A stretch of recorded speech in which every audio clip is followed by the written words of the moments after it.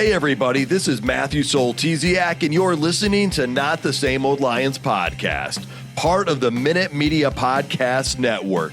The Detroit Lions are now in a new, grittier era, and we look beyond just the kneecaps when it comes to the analysis. I speak with a variety of guests and interview key players, gaining more insight on what makes this team go. Welcome to another episode. In this episode, we preview the Detroit Lions Week 4 matchup with the Cleveland Browns. Coming off their upset victory over the Green Bay Packers, what are we expecting out of Cleveland?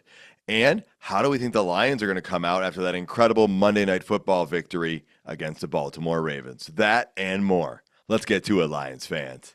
This is Jameer Gibbs, and you're listening to Not the Same Old Lions podcast. Joining me today is Coach Jerry Angers, the former Michigan High School Coach of the Year. He's also named Coach of the Week by the Detroit Lions. He's the current scouting and training director for Bull Rush Sports. Coach, as usual, good to have you here. Glad to be talking Lions football after a big win. For sure. You and I may have to do a little extra talking because the unforgettable, very formidable, incredible sports writer James Cook is not with us this evening. He is on assignment, we'll call it, and he is traversing the lakes, and we look forward to having him back on our next episode. Folks, we want to let you know our show is brought to you by Roaster Jack Coffee in Traverse City, Michigan. Since 1999, they've been roasting premium beans from small farms around the world, fresh to order just for you. And the only thing better than great coffee, Coach, is great coffee with a discount. Visit roasterjack.com. Use the code LIONS. You get 20% off your next shipment. Be a hero, brew great coffee, and go Lions. And, Coach, I got to point out, the next two games the Lions play are on Sunday afternoons. But after that, you got a Sunday night game and a Monday night game. So now might be the time to get in that order for some coffee so you're stocked up and ready to go. That's a good call for sure. All right, let's finish up some major storylines, final reactions from last week. I want to start with special teams. We got some good and some, I don't know, to go on. Let's start with the good, the incredible, the thing we shouldn't take for granted. The Lions lined up for a 67-yard field goal attempt. I know we saw it. I know we mentioned it, but we got to just think about that for a minute. Like, that would have been an NFL record. And Campbell said he has seen Bates make them from longer in practice, and he will let Bates try it in the game again. I mean, this is a whole mind shift in the special teams game of field goals. Oh, it is across the board, across the league. They were talking about that today on one of the talk shows I was watching, and they were talking about that. Now it's the game has changed. Get to the 50-yard line up for a field goal. That's what the Lions did. They worked it down. The good thing about that is him trying that 67. Yes, he did miss it, but now he knows what it feels like in a game. And as that game was rolling, I started thinking, okay, if they scored, we didn't score. They scored, we're going to go down, we're going to get the ball and kick it with 3 seconds. He's going to kick a 78er to win it. We owe them that payback, but it's just great to have a guy with that type of leg and know that he has the opportunity, and Dan Campbell believes in him to make it. For sure. It really changes the complexion and the options for your play calling and what you can do at different points in the football game. The other thing I want to touch on with special teams, and I really want your insights on this, Coach, is the Lions, even though they won and handled most everything in that game, they really lost the field position battle a lot in that game. And there's been talk that the special teams, we've seen some mistakes here and there, whether it's a bad return, a lack of a return, or a penalty on a return. What's your assessment on the special teams right now? I know it's a work in progress, but it's an area that, Coach Phipp and the rest of them like to hang their hat on and take some pride with. Well, it's huge. I mean, the 2 punts that put us into those 95-plus yard drives, not when to fair catch, when not to fair catch, the kick out of bounds, stuff like that. Those are all things that'll be addressed this week, and it's huge. It's, they could come back to haunt you, down the road. We played well. We had one of the best offensive running games, with the 12-play run drive and another one to get out of those. And I'm not sure. I don't know if they're trying different people, if they're, it's still the punting is the same. Your return guys are this, So I think that's something that, we're going to have to work on. And then I think we lost, one of our return guys again last game. So, I mean, those are things that they're going to have to figure it out. They got to figure out quick. Yeah, they brought Vaki in, right, to replace Stewart in there, and then Vaki did get hurt. And Yeah. so it will be interesting to see what they're doing and what they're trying different. I'm hoping Vaki's okay and that he's able to get back and do some of that. Um, Another thing, I guess, is we really need to heap a little more praise on this defense because, we started with the offense post game and it was exciting and fun to watch, but so was that defense. We already mentioned it, as everybody has 7 sacks. That's the most or ties the most the Ravens have ever allowed in a game. Coach, I don't think I've ever seen our defense play that well against a really good team. Because that's a caveat here. We didn't play a team that, is going to go 3-14 on the season, right? We played a team with playoff aspirations, Super Bowl aspirations. We gave up 30 points, but man, they rarely looked comfortable. And that comfortable ability was mostly, the first drive and a couple plays here and there earlier in the game. But the Lions defense was just tenacious. I mean, it looked like they were playing at a level we have not seen that defense play at since the arrival of Dan Campbell and Brad Holmes. I'm going to put it that far out there. For sure. And again, we talked about the rush lanes. Everybody did plate assignment football. Who was the spy? Who was coming down? When he rolled out, who was coming to get him? What was happening? Who's replacing who? Guys got out, even if guys got out of position, the other guy knew that they had to fill in over, come over top or underneath or whatever to fill their gaps and their rush lanes. I mean, it's just beautiful. And the big thing is that's Houdini over there, guys. That's the best quarterback in the game to get out of harm's way, that can run backwards, and spin around and end up in a 30-yard back and throw the ball across his body to play the end zone. Yet, no matter any time he got into those positions, there was somebody else in his face. So, hats off to that, to what they did. We got to get better, and it's not the best, but 7 against the Ravens is awful impressive and something to hang your hat on, but also something to work on, to get better with.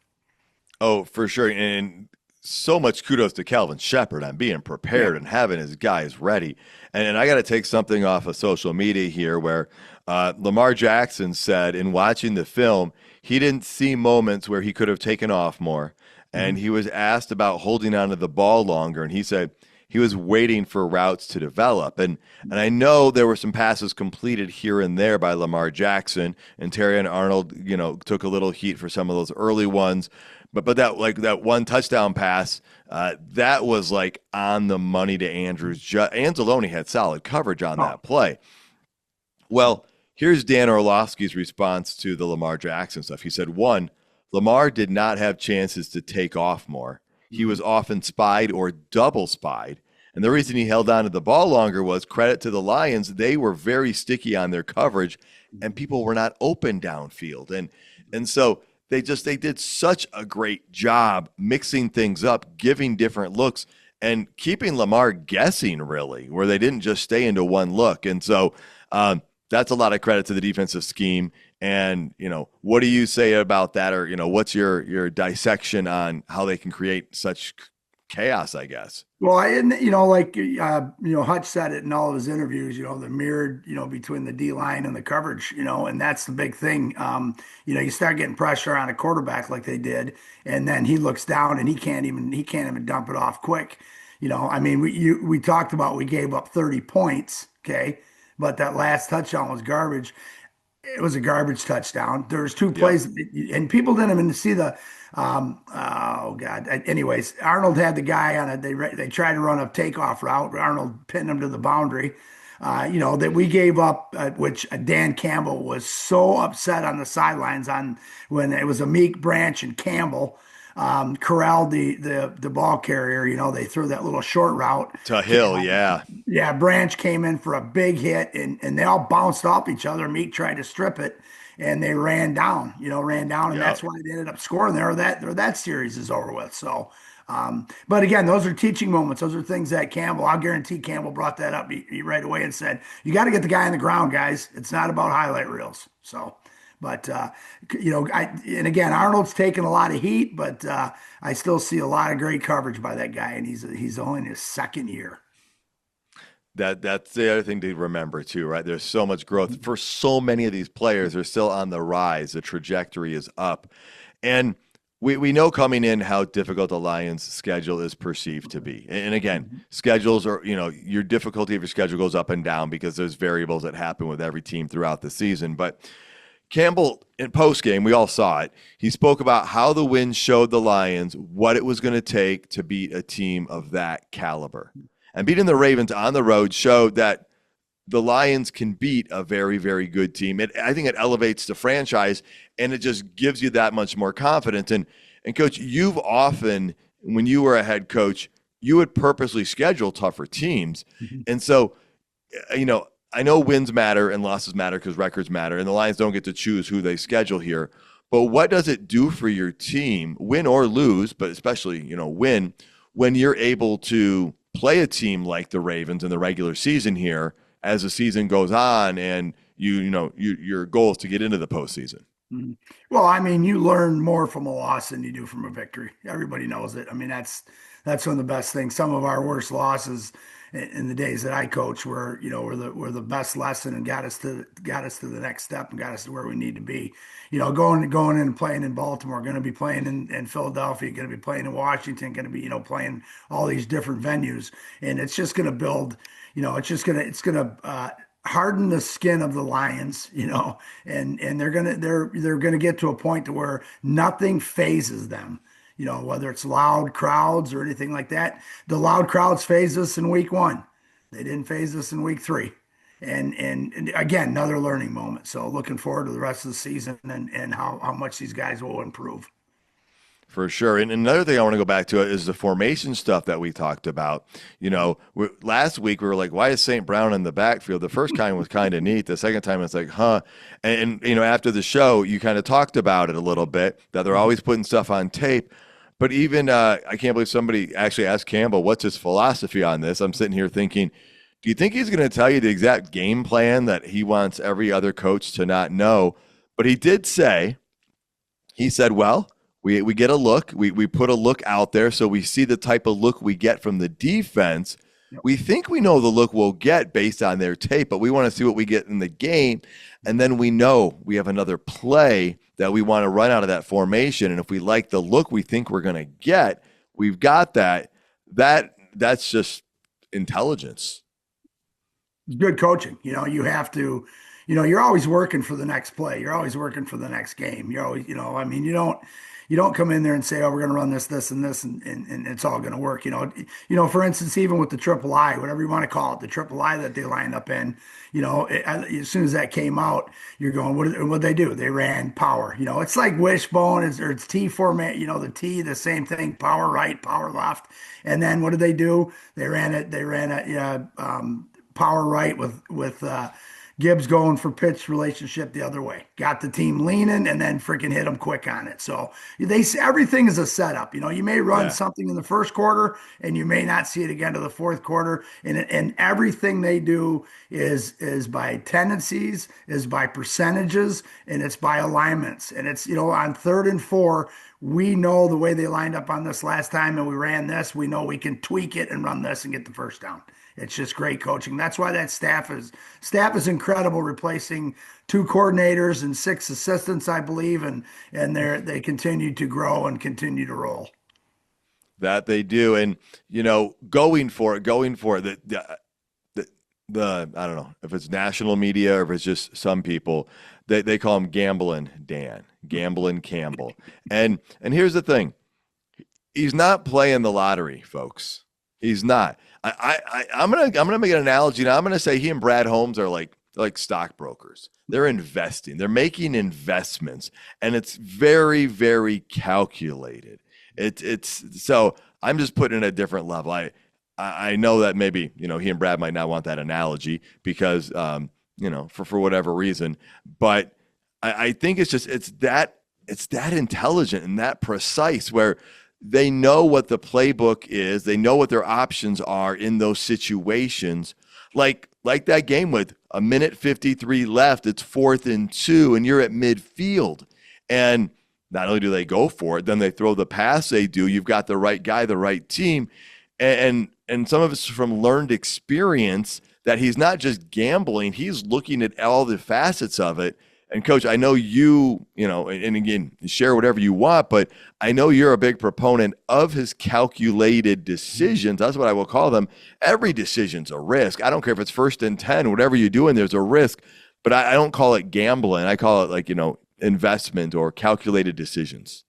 And that's what I was going to say, calculated risk. And that all comes off by percentages. Everybody's a percentage guys. Everybody's analytic guy.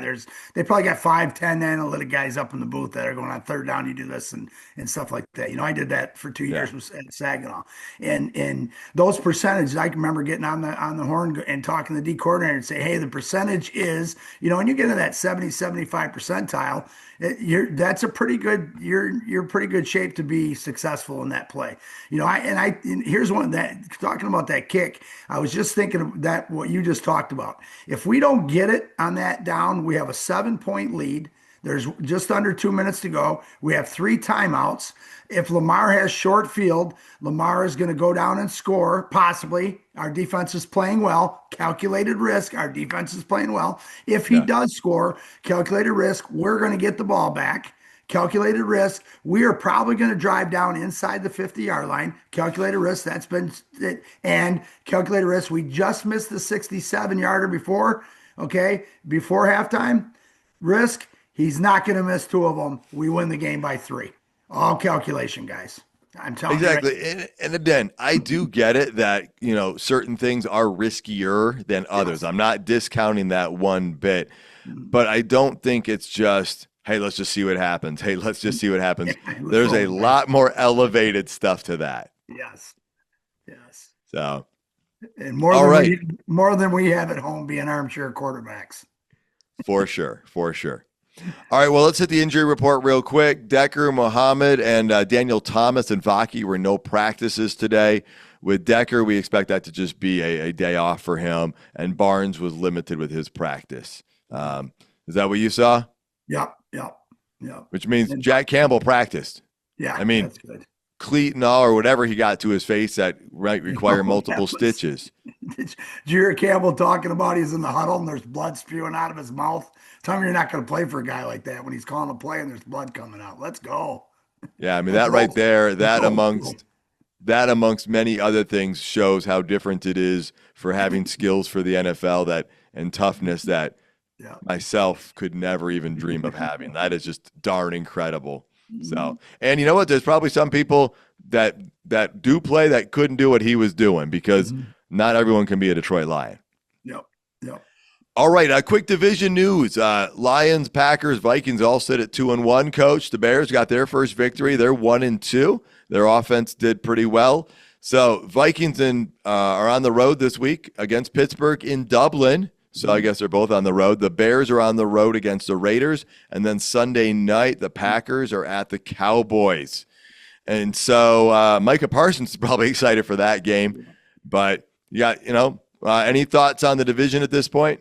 No, I think it's kind of playing out the way it's going to play out. And it's, we figured it was going to be something like this, 2-1.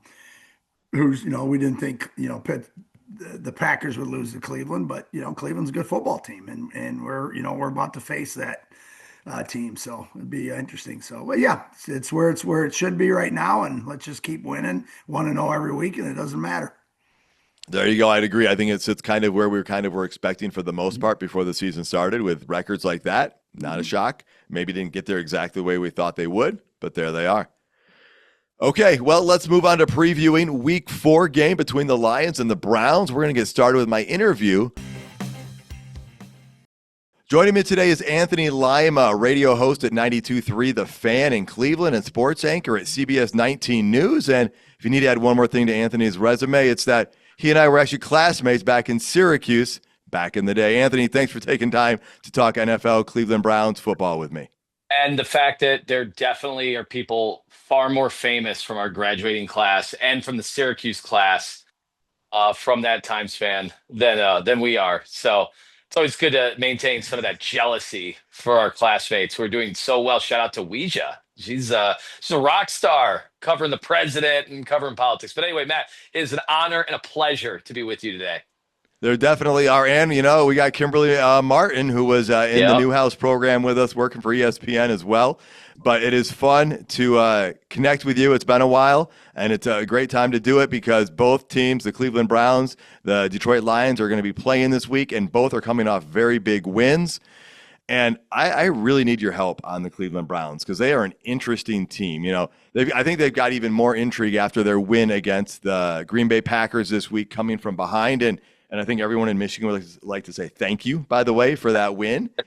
Um, but the Browns lost the first game of the season by 1 point to the Bengals, and they had Joe Burrow back then, and they held Derrick Henry in check in rushing, even though they lost to the Ravens, and they held Josh Jacobs in check. So again, the Browns went 3-14 last year, but they got a pretty darn good defense. The offense seems to be a work in progress. That's my view from afar. Kind of, how is this team different than last year, and what do we make of them overall before I get into some more specific questions? Yeah, you said Michigan thanks us. We want to thank Michigan for Mason Graham right now, who had a 46% pass rush win rate on the interior of the defensive line. That's almost unheard of. The average number is somewhere in the neighborhood of like 9%. So either way, thank you, Michigan. And we don't like to say that in the state of Ohio very often. So very cool. But listen, it's there's no doubt. Like we knew coming into the season, the Browns defense was going to be good. It had vacillated a couple of years ago. It was in the regular season the best defense in the NFL. Obviously, 2 years later, rosters change. We lost our dominant linebacker, who I thought was on the cusp of being all pro, Jeremiah Owusu Moa, who may never play football again. After, ironically, you mentioned Derrick Henry, or will mention Derrick Henry. He ran into Derrick Henry, and it was not a good, it was not a good meeting. And unfortunately, we don't know if he's ever going to play football again. But given that they went to the draft, they drafted both Mason Graham when they moved down instead of taking Travis Hunter or Abdul Carter. They traded down to 5, got a first round pick next year from Jacksonville, and they got Mason Graham. And I actually hyped that pick up. Again, that's tough for somebody who wears scarlet and gray on Saturdays to ever want and covet a Michigan player. But I'm like, I think this could be the safest player in the draft. So far, he might be the best player in the draft. I know it's only 3 games, but he's been amazing. And so the defense is back to where they were a couple of years ago with Jim Schwartz, someone you know very well as defensive coordinator. Yes, we So do. we know like the Browns defense is going to be good. But we also got blown out against Baltimore in game 2. Why? Because as Miles Garrett even said in that game, the dam eventually will break. If the offense can never muster first downs, there's only so much in today's NFL that a defense can do. And that game got away from them because there were a couple turnovers, a couple bad breaks on some deflections. And next thing you know, you're getting steamrolled on the road in Baltimore. So obviously the Browns have a formula for winning a game. And maybe the one edge is that they had one more day to prepare. But we all watched that Lions team on Monday night, and they were darn impressive on the road in Baltimore. All right. Well, I appreciate some of that synopsis there of the franchise. We know the defense is really good. We'll probably get back to that as well, but let's start dissecting the offense a little bit. Joe Flacco is the starting quarterback. He's taken the majority of the snaps, all but I think 3. Dylan Gabriel, is he the guy in waiting? Are we expecting to see him sooner? Do you think Flacco it's his job for a while? Because like you said, that offense has been really stagnant at times. What's the quarterback situation looking like? Yeah, obviously against better defenses the last 2 weeks in Baltimore, and then Green Bay might be one of the best defensive teams in the NFL. It was a struggle. We expected it to be a struggle, and the offense has been pretty putrid throughout the last few games, and really even the Cincinnati game, which they should have won, and they had their field goal kicker miss an extra point, miss a field goal at the end of the game, miss a chip shot. It just steamrolled, and they lost a game they had no business losing.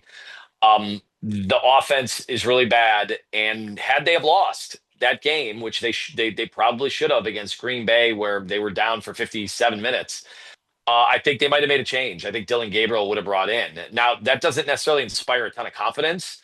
Throwing a rookie out there that was drafted, and I thought overdrafted in the 3rd round, somebody who on a good day is like 5'9", so 5'10". So I would not have been overly thrilled. I know that Cleveland fans are kind of coming from the sentiment that it can't get worse, but I'm a Browns fan. I've absolutely seen worse. So Flacco did give him a solid performance, I think, against the Bengals in week one. And we'll see. This could be it. I mean, this could be his Waterloo. Like if he's struggling at halftime and they're down a couple scores, I would not be stunned if that's the first time we see Dylan Gabriel in an NFL game.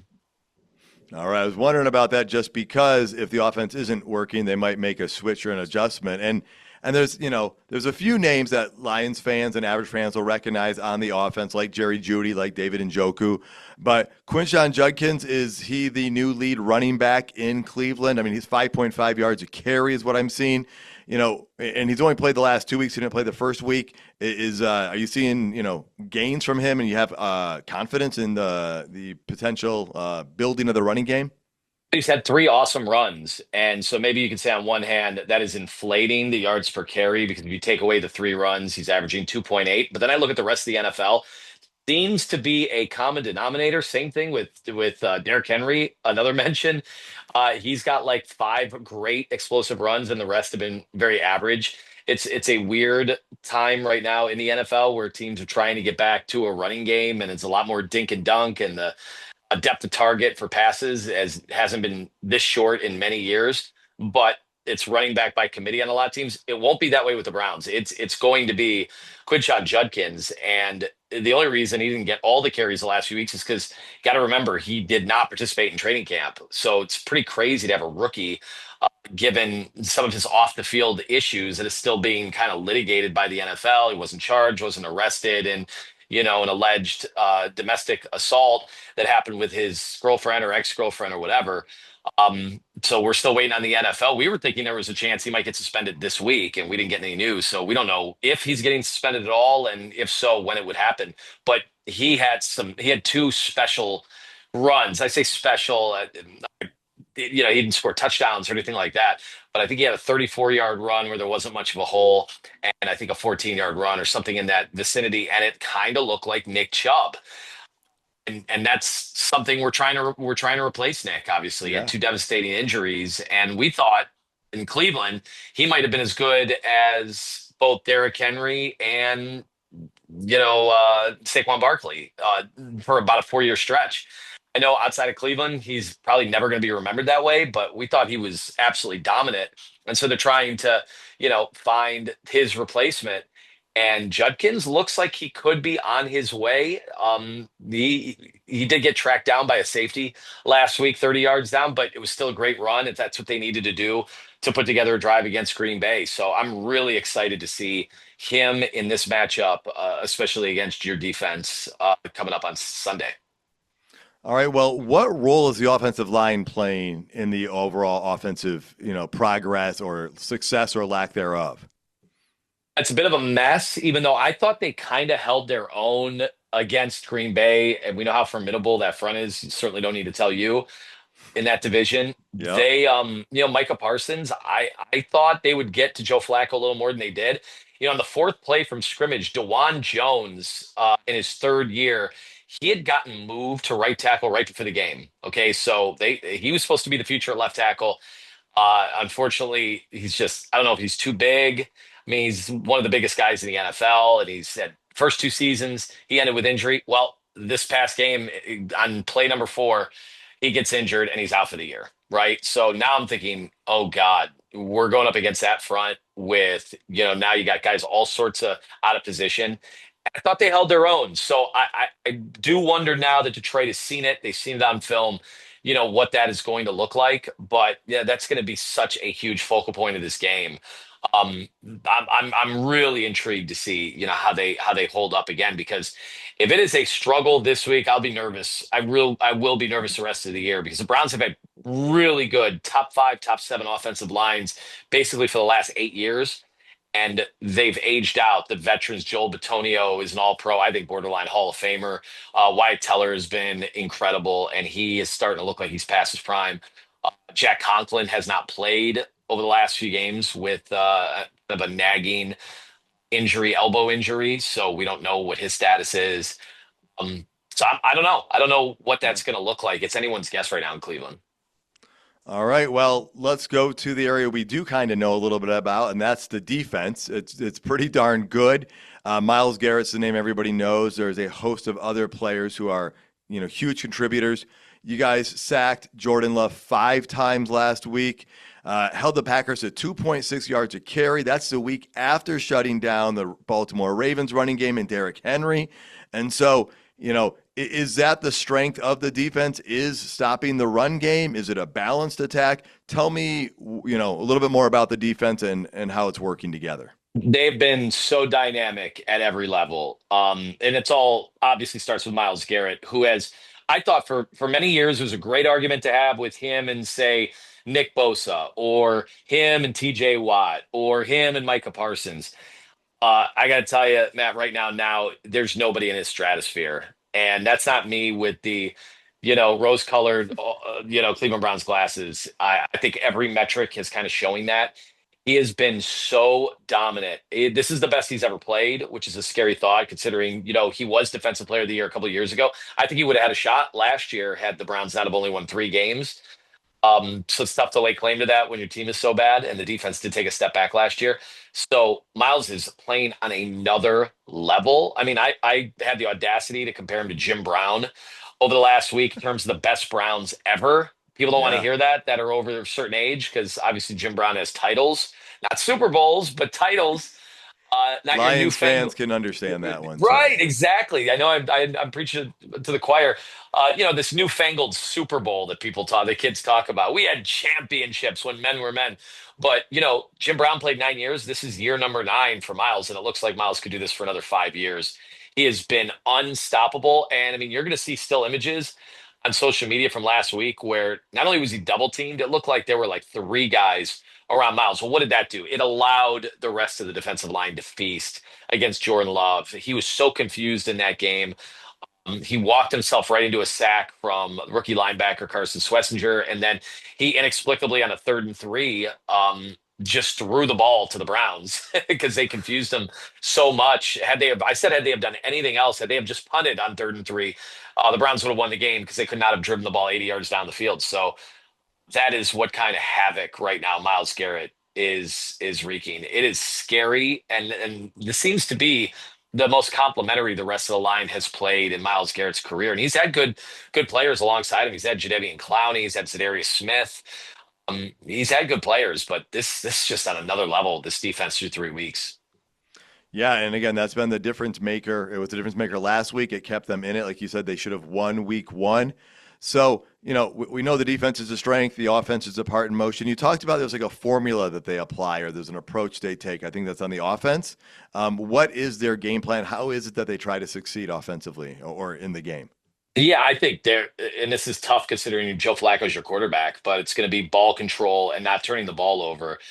Nobody has turned the ball over the last 3 years more than the Cleveland Browns. And, we know that Joe Flacco, that has been a big part of the Joe Flacco recipe, throughout his entire career.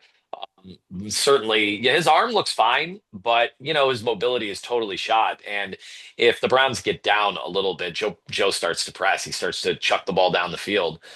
And that's just not going to work for the Browns offense. Their receivers are not getting separation. Jerry Jeudy has been kind of a disaster through 3 weeks after showing a lot of promise a season ago as the number 1 wide receiver.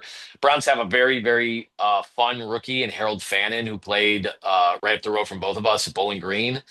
And he has come in, and I think he's looked like one of the best rookies. So the rookie class has looked really, really good. But when you're relying on rookies, what does that mean for your team in a game against Detroit, who looks like they could beat anybody and looks like a Super Bowl contender? Well, yeah, and I know they're going to be pretty excited as the fans are as well coming off the Monday night victory. But Cleveland beating Green Bay provides everybody a really quick reality check and realizing anybody can win any given Sunday. Hmm. So, who should the Lions be keeping an eye on? Or Lions fans, from Cleveland. Obviously, we know Miles Garrett's going to be the guy on defense, but who could be a difference maker in this game? I think you talked about Fannin being a difference Yeah. maker at tight end on offense, but what should the Lions fans be looking for? Yeah, and they also got David Njoku, who's a veteran, and we don't know about his future. He wants a contract extension. Now that they have Fannin, they basically drafted his replacement. But Njoku last week did have a big, big play with, what ended up being 12 or so seconds left, catching the ball to get them spotted for a 55-yard field goal. And they very calmly got the ball downed with 4 seconds to go or 3 seconds to go to end up kicking the game-winning field goal. That was a Njoku catch in traffic. So he's still reminding people that if you forget about him, and he's someone that used to run tight end screens too, and he would start barreling through guys down the field. So, Fannon's going to show up on tape, but Njoku is telling everybody, don't forget about me. And that's going to be a huge part of the Browns formula, no matter who they play this year. All right. Well, I haven't seen the line yet, but I'm sure the Lions will be favored in this game. But what's it going to take for the Cleveland Browns to come away with a victory if they do so?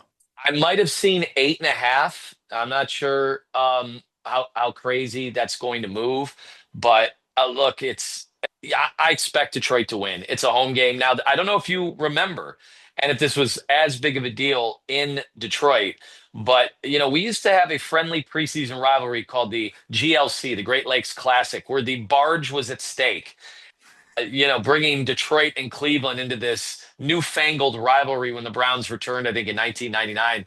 And those days, unfortunately, are over. So we're gonna have to tell our grandkids about the majestic preseason contest between those two teams. Yeah. But look, I'm really looking forward to this game. I would pick Detroit to win, but now that I've seen the Browns shut down three good offenses, I say Baltimore they shut down for a half. They were down, I think it was Yeah. 10-3 at the half of that game, but they were able to shut down Lamar Jackson in the first half of that game. So they could clearly do this to a lot of teams. And look, the pressure numbers for Jared Goff this year are evident. When he has all day to throw, he's going to carve you up. It's been surgical with him so far this year. I've been blown away by your obvious aggressiveness from your coach, but you guys have no problem putting the ball in Jared Goff's hands on fourth down and having to make a play. And so it's going to be really tough to be able to limit a team that has your explosiveness, your weapons basically everywhere, and that it's four downs almost from anywhere once they get past, the 40-yard line. So I love the matchup because we'll know definitively, like the Browns neutralize your offense, then the Browns just have the best defense in football. And we might. I mean, they might right now. You might be able to say that after 3 weeks anyway. Well, and that's the thing right there. You said the Browns have shut down, two pretty solid offenses and one for a half a game. So that is their strength. What do the Lions need to do against the Browns if the Lions are going to, avoid the upset and get the home victory? It's just turn us over. If you turn the Browns over, you win. And that's been the case my entire life with the Cleveland Browns. And obviously, we all know how many quarterbacks they've had, and not that I think Detroit's going to feel bad for us, but I think that's pretty obvious. If the Browns are turning the football over, they're not going to be able to overcome that on the road against a team of your stature. So that to me is the game in a nutshell. All right. Any final thoughts, Anthony, before I get you out of here? Yes, that we've played in Detroit before. In fact, we played the Buffalo Bills, I think, in Detroit You because did. of a crazy winter storm that was happening in Western New York. So I think Browns fans are going to be paying attention, the ones that make the trip, because I'm not sure if everybody in Detroit knows, but the days of playing outside football on Lake Erie in Cleveland, Ohio are over come 2029. So we're going to be building one of those really, really cool domes that you guys can boast. So I think Browns fans can be paying attention to that, going, "Oh, this will be really interesting." That come like December in 2029, we can wear T-shirts to football games. It'll be a little bizarre. I don't know if they're going to know how to handle that, but it is a dynamic and another Midwestern city that has decided to jettison outdoor football in the elements. I gotta say, my younger age, I might have been against it. I may Yep. have, but as I've gotten older, I appreciate that. And you see this game over my left shoulder. It was the wild card game against the Rams, and it was legit like 1 degree outside that Hmm. night, and we were so happy to make it inside that dome. So it is an adjustment, and maybe not for everybody, but I can tell you, I appreciate it. All right, man. Yeah, and really looking forward to. I'm glad we got a chance to do this.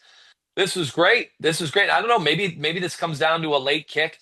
Everybody in Cleveland wanted our rookie, even though he's like 29 years old, former Syracuse kicker, by the way. is the place kicker for the Browns. Andy Schmidt. You got to see how he spells his last name. That's Okay. very interesting. But he coughed it up in the opener, and he hit a big time clutch field goal against the Packers last week. So we'll see how the nerves are for week 4. Awesome, Anthony. Thanks again so much for taking the time and talking Cleveland Browns football with me. And shout out to Nevin too. I saw him on Netflix on one of the cooking shows or one of the food shows. So it's another more famous than us grad from our program. The And hits my just keep college on coming. roommate too. So and my roommate. So you definitely got to give Nevin a shout out as well. Yeah, absolutely. Once again, a big thank you to Anthony Lima from 92.3 The Fan in Cleveland for his insights on the Cleveland Browns. Okay, Coach, we heard Anthony talk about it. Everybody's talked about it. The defense is what drives Cleveland right now. It's really good. The offense, I don't want to call it a mess. I'm going to call it a work in progress because that's what it really is. Let's start there. They're going to be facing the first non-mobile starting quarterback of the season in Joe Flacco. And I don't even know if he was really mobile 10 years ago. He's definitely not the most mobile guy. Now, I'm not going to undersell him or anything, but he's very different than the 3 guys the Lions have faced so far. So what do we make of this Cleveland Browns team? What are some of your initial thoughts? Well, I mean, the thing is with them is, yeah, they have a defense well enough to play to win a championship. I mean, that's how good they are. If they can start getting the offense to fall into place with it, but you're still, that's how they've been for years. Here's one of the things, and I think you brought it up. This is the first non-mobile quarterback we've gone against. Yeah. Right? And it is in the first 3 weeks. And I think that, this should be good for us. The way we stayed in our rush lanes and collapsed that pocket and stuff like that. And we kept the Houdini of escape, from escaping. Lions again, blitz 39% on dropbacks, but they are giving up the 3rd highest yards and 4th highest completion rate. Okay, 3rd highest yards and 4th highest completion rates. And again, that's going to happen.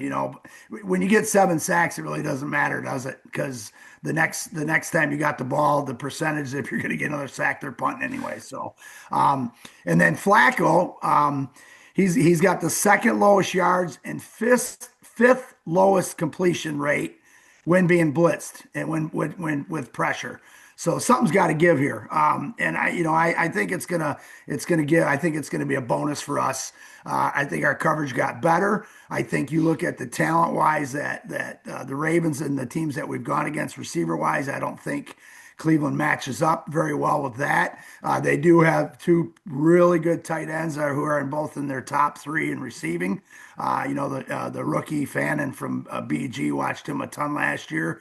He's really starting to break out, and so this should be an interesting game for us, especially with the way we're playing. And do we feel we can get to him with the 4-man, or do we have to bring the blitzes? Either way, we got to get pressure on Flacco because his numbers are pretty low when he has pressure on. That he does. And, I think his quarterback rating's like a 65 right now on the season, which, he has got more interceptions than touchdowns. And so that also could play a role in it. What are we expecting at Cleveland? We're expecting a really good run defense.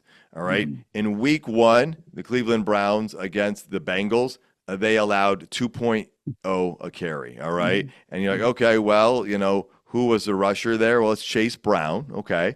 So then in week 2, they get week 2 it was Derrick Henry, and they held the Baltimore Ravens to 2.1. And then last week they held Josh Jacobs to 1.9, and the Packers as a team to 2.6. And so the Lions are going to have their work cut out for them. I know how physical they were. I know how good of a game it was against Baltimore, but this Cleveland rush defense is for real. And so, I'm expecting a really good defense. It's going to put our offense to a test, and I think it's going to be interesting to see what the Cleveland Browns bring on offense. So let's go to talk about what we think the Browns are going to try and do. My first outside the box thing, Coach. Yeah. I think depending how the game goes, you might see a switch at quarterback during the game. I would not shock me if they need to, if they feel like they need to adjust something up, that they switch from Joe Flacco to Dylan Gabriel. Just because he brings a different energy, a different skill set, and Flacco again has been okay, but he struggled a little bit. What were your Mhm. thoughts on something like that in a game possibly happening? Yeah, it'll be interesting to see if they do try to pull the plug on there and how much he's getting in there and how much they think he is, can withstand what the Lions are going to go throw at him. I think the first thing is they're going to try they got to try to establish a run, and I think they're going to start working on the tight end throws and stuff. The short throws, the dink throws, especially if they think the Lions are going to bring pressure. They're going to think, okay, these guys are, they're bringing two backers. If they're bringing five, if they're bringing six, then we just get the dump downs and let the tight ends run wild. We got some pretty good coverage linebackers in that situation. So the Gabriel thing, it's hard to say. Do you go in there and say you're gonna play the second quarter, you're gonna play the fourth quarter, you can play the third, whatever? Do they say if Flacco? They've already told him if Flacco starts struggling, they're gonna make that change. We see what the Giants are doing, but you also have a coach in the Giants that's trying to save his job, where I don't believe you're trying to save the job for Cleveland. So, it's interesting. I don't think either way. I don't think the energy of him coming in is going to change anything because you still have, you still got Jerry Jeudy, who's a good wide receiver, and you got the two tight ends that are catching the ball. I know Fannin, I think, has been in the backfield a couple times running the ball. They're gonna go with that dump down stuff and try to nickel and dime the Lions to death and try to keep the ball out of our great offensive line's hands. But I just don't know how they're going to do it. Yeah, and again, Flacco brings the experience, and Gabriel is the youth, which also brings the Mhm. inexperience. And Mhm. and I was just wondering, is that something they might try and do regardless? Like not saying, oh, if Joe struggles, it just might be, Mhm. hey, we have two quarterbacks with two very different skill sets. And so presumably the Lions are game planning for both options out there just to make sure that they're prepared regardless of who they're going to see. Yeah, yeah, and the other thing too is I haven't Flacco's. He's not really had his deep balls, like he's done before with that strong arm. Which with the Lions, and that's the other concept I'm thinking with the Lions playing man-to-man coverage. They may throw some go routes. They may throw a couple dump underneath and then hit the go route. So it'll be interesting to see if they do that because he still can freaking spin it, man. The guy can still spin it at his age, and I think that's one of the things you might try to see them picking on Arnold if Yeah. if we don't switch. Arnold to number two corner and put Reed or put Meek out there and put Arnold in a slot. It's funny, you're reading those things, you're kind of wondering, but you don't hear any negativity from the Lions concept with, Arnold had a great second half and not a very good first half, supposedly. I don't know what covers they were running. I don't know if he was supposed to be in zone.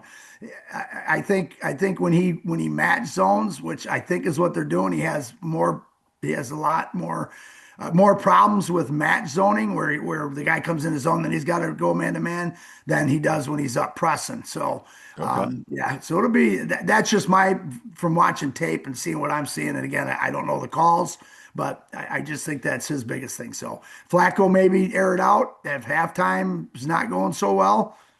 What's it going to lose? And again, where's the score and what's the opportunity to get a dub here? Because they probably believe they're a playoff team with that defense, and they should. Yeah, and a quarterback's best friend is a running game. And they Hmm. didn't have one in week one, but they didn't have Quinshawn Judkins in there in week one. Week two, week three, hey, he provided some running space. Hmm. 6.1 yards a carry against the Ravens, 5.2 yards a carry against Green Bay.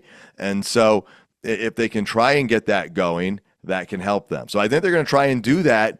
In addition to that, Cleveland is going to try and win the field position game. Hmm. I mean, Green Bay, as it was pointed out at the end of the game, if they just punt that ball on third down, they're going to win the game because of the field position and how difficult it can be for Cleveland to move. So I think you're going to see Cleveland strategically playing the field position game the best they can and doing everything they can with that defense to create points, which also would mean turnover. So I think those are some things you're going to see Cleveland try and do. How about you, Coach, on those Yeah, I agree. points or others? If you're talking defensively, for them, it's let's talk special teams, which you brought that Sure. up.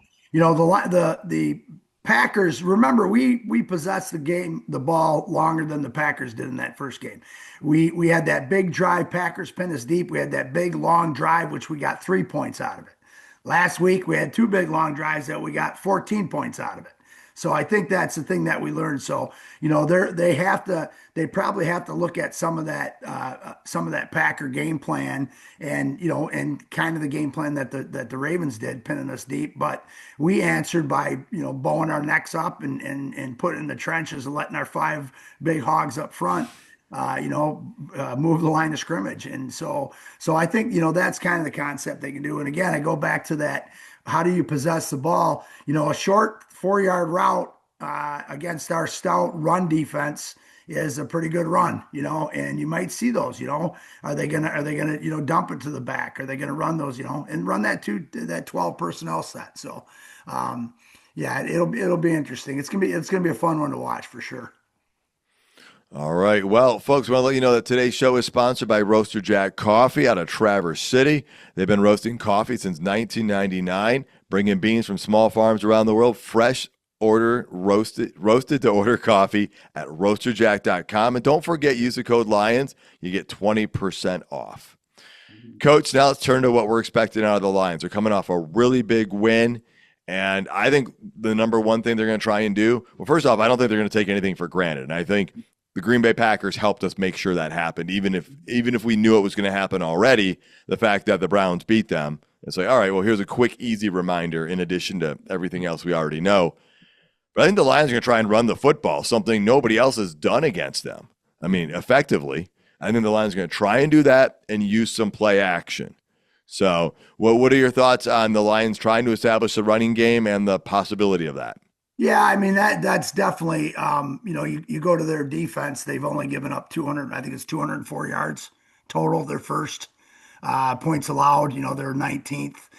Rush allowed per game, their first 57.3, and of course they're third in sacks. Yeah, I think the biggest thing is I went through and I'm going to touch some base on some of their sacks. Every one of only one out of all their sacks this year was a 6-man pressure. Everything else was a 4-man pressure. Their right D tackle, he's the number one rated D tackle in the league right now. What's his name? I can't remember his name. And then, of course, I believe that DN, that Myles Garrett guy they have, is the best. So yeah, I think the Lions are going to bow it back because we don't want to turn those guys loose. When you're getting 4-man pressures and passing situations, probably four. I think it was three of those sacks were on 3rd and 20s when they just pinned those 4 guys, just pinned their ears back. Yeah.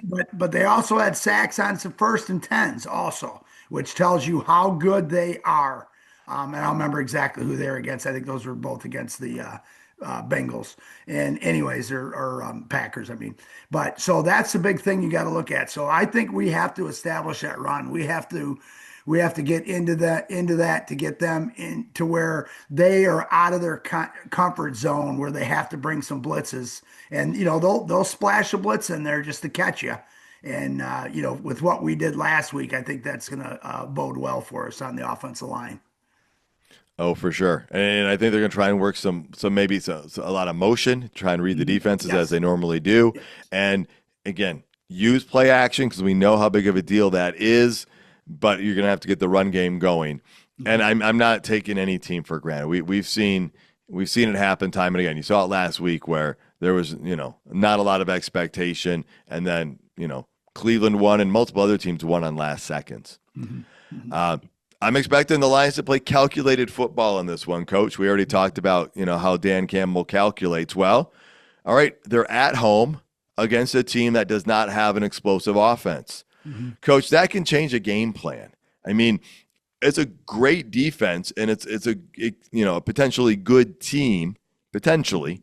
But you're at home, so you don't have the crowd noise like you had in Green Bay or in Baltimore. You have a team whose offense is not nearly as explosive as the Ravens' offense.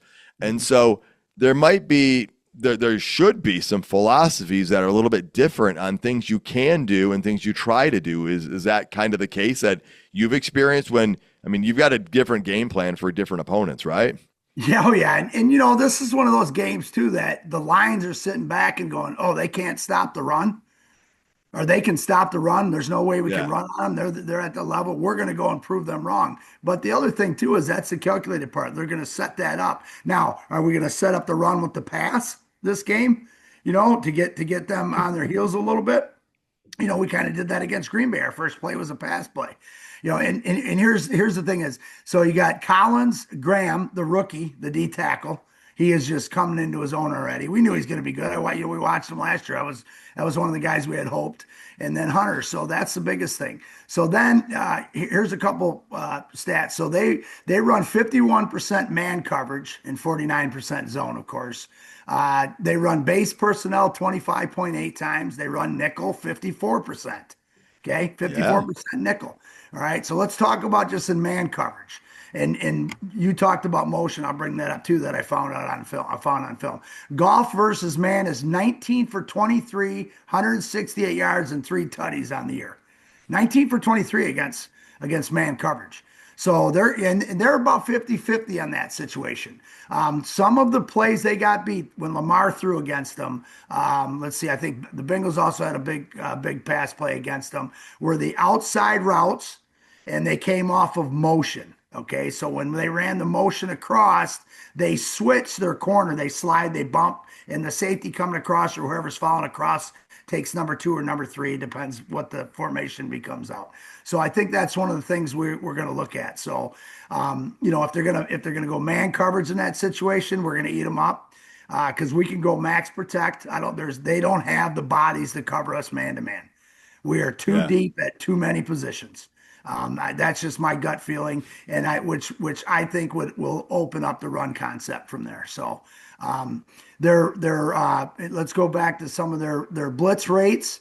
Uh, One of the ones I saw on first down was like 11.5 when they do it. Again, I just watched on the pass plays how much were they were blitzing and where their sacks came from. So it looks to me that they blitz more in run situations than they do in pass situations. Okay, I Okay. think yeah, I think they try to go max coverage and let the four dogs hunt up front, which should be interesting, especially to see what we're going to do with Garrett. On and I'm trying to remember if they flip him. I don't think they even flip him. But I'm if they'll sure. bring a tight end over to help Yeah, out or something like and that, or chip him maybe and even stuff. have one of the backers come out and help Mhm. out. Yeah, and so when you look at that at the early downs, their blitz rates are early like 13.8%. Um, you know, those are things like that. Are they, Lions got all these down and they're going, okay, they blitz early downs. Okay, we're going to handle pass plays. Sure. That's going to set up the run. We get them in the second and long. And I think they'll see the motion concept, that I found. And again, I didn't watch 19 game tapes on them, which I wish I could. But just from stuff that I watched, the motions seem to open up the deeper routes and the longer touchdown passes that they gave up because of their switching. They like to rotate to a cover three concept, and then they'll match it from there. So that's kind of what I got out of the film I watched today. So you're saying there could be some openings for Tesla or JMO down the field. Yeah, especially that outside route, the seam route between the cover three look that they gave when they bring the safety down. Yeah. They robber down the safety. That's where Lamar hit him with one or two touchdowns, and then I think the other two were on the outside when trying to throw man coverage and throwing to the basically throwing outside shoulder to the boundary, and I think we do that pretty well. I think St. Brown had a pretty big catch in the end zone on exactly what I'm talking about. Awesome. Well, folks, we do not have a ref report because James again is on assignment, and so we will have one for you for the next preview. So we'll head down to see what's it going to take for the Lions to win this game, Coach. What do they got to do? I think again, establish the run and get as much pressure. Again, we're always going to stay establish the run because that's what we do. Last week we had more runs than passes. We don't want to get into where we have to throw the ball because that front four is scary. And the Lions know that. So that we have to win the hidden yardage chart this week with special teams. We have to Yeah. win the hidden yardage chart and take care of the rock. All right. Yeah. And I'm going to say stay out of turnover central, man. Mhm. Avoid those. That's the biggest equalizer for two teams if there's a talent difference in them. And, we know that the offenses are in very different spots between these two teams. And, the Cleveland Browns defense is going to try and help be that equalizer. And so we have to prevent that. The Lions are favored by 9.5 right now is what it's moved to. Do you know the biggest spread of the week? It's not the Lions, though. Oh, I'm sure it's not. It's probably who's going into Dallas. Well, that would be funny. But no, it's the Buffalo Bills at home. Again, I Okay. think they're playing the Saints. They're favored by like 15.5. Yeah, I'll take 20. Yeah. Well, and we're going to come back to that one in just a minute, a little bit later. Okay, predictions for this game. I'm going to say Isaac Tesla makes a two-handed catch. We saw him start against Baltimore. He was in the starting lineup. I think he's going to make his first two-handed catch in the NFL this week. What do you got for a prediction? I'm gonna predict that Gibbs is gonna have a huge game running the ball this week.